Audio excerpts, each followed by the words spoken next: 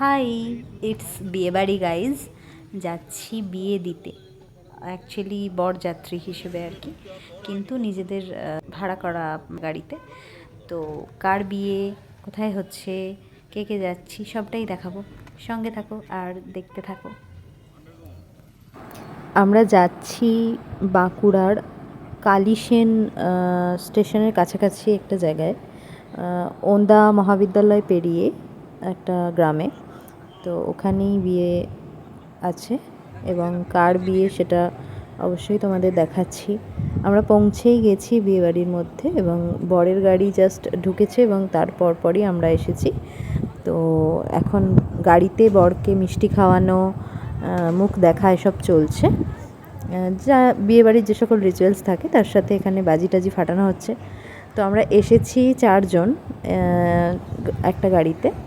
তো দেখালাম তোমাদের কারা এসেছে আমার সাথে। এবার বরকে দেখাই, দেখে নাও। এই হচ্ছে আমাদের বর। তো হ্যাঁ, অনেকেই হয়তো চেনো, আবার অনেকে চেনো না। তো বলে দিই, দাদা হচ্ছে সঞ্জিত দা, কতুলপুরেই বাড়ি। দাদা গিটার বাজায়, গিটারিস্ট। তো আমরা অনুষ্ঠান করি, আমাদের সঙ্গে বহু অনুষ্ঠানে দাদা আমাদেরকে সহযোগিতা করেছে। তো সেই দাদাই আমাদের ইনভাইট করেছিল ওর বিয়েতে, এবং আমরা অ্যাটেন্ড করার চেষ্টা করেছি আর কি। তো এখানে একটা নতুন জিনিস আমি দেখে মানে আমার অবাক লাগলো, আমি এর আগে কখনো দেখিনি, এই প্রথমবার দেখলাম। তো বিয়েবাড়িতে এই যে শিং বাজনা বাজছে, তো এটা আমি কখনো এর আগে কোনো বিয়েবাড়িতে দেখিনি অ্যাকচুয়ালি। তো এটা আমার জীবনের প্রথম অভিজ্ঞতা। তো যাই হোক, গাড়ি থেকে বর নেমে এখন যাচ্ছে বিয়ের আসরে, বর আসনে বসার জন্য আর কি। ভালো করে দেখে নাও তোমরা, দেখাই আরেকবার। আর খুব সুন্দর সাজিয়েছিল, ডেকোরেশন খুব সুন্দর। এটা হচ্ছে ছাদনাতলা, এখানেই তার পাশেই বর আসন, আর বউ একটু সাইডে ওই দিকটাতে বসেছে। এই হচ্ছে আমি। এখানে ডান্সের জন্য ফ্লোর করা ছিল, ডিজে লাইট, ডিজে ফ্লোর আর কি। তো এখানে সবাই ডান্স করছে, মজা করছে, খুব সুন্দর সাজিয়েছে অ্যাকচুয়ালি জায়গাটা। এবার বউকে দেখাই তোমাদের, ও খুব ভালো মুডে আছে দেখলাম। মানে বিয়ের কোণে, বিয়ের দিনে যে মুডটাতে থাকে, পরের দিন একদম তার থেকে অপোজিট মুডে চলে যায় আর কি, যখন শ্বশুরবাড়ি যাওয়ার লাগে।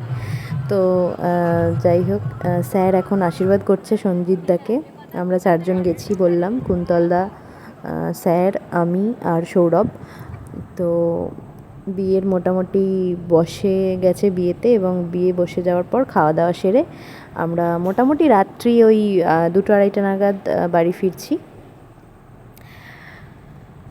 এটা হচ্ছে জয়পুর জঙ্গল, ঘন জঙ্গলের মধ্যে এরকম রাত্রি 2:30-3টের সময় ফেরার একটা অভিজ্ঞতা তোমাদের সঙ্গেও ভাগ করে নিচ্ছি। দেখো, মানে ভীষণ একটা ভয়ঙ্কর পরিবেশ লাগছে, চারপাশটা পুরো অন্ধকার, গাছে ঢাকা, মাঝখান দিয়ে এরকম রাস্তা, আর গাড়ি খুব কমই আসা যাওয়া করছে, মানে ভীষণ সবসময় যে গাড়ি আছে সেরকম না। তো এইভাবে আমরা ফিরলাম সেদিনকের মতো বাড়ি। নেক্সট হচ্ছে দাদার রিসেপশানের দিনেও আমরা অ্যাটেন্ড করেছি।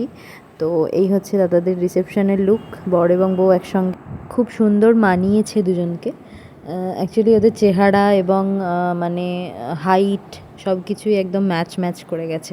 দুজনেই বেশ রোগা পাতলা, সুন্দর সুন্দর দেখতে, আর হাইটটাও একদম সেম। তো তারপরে আর কি খাওয়া দাওয়া করে ফিরে গেলাম বাড়ি।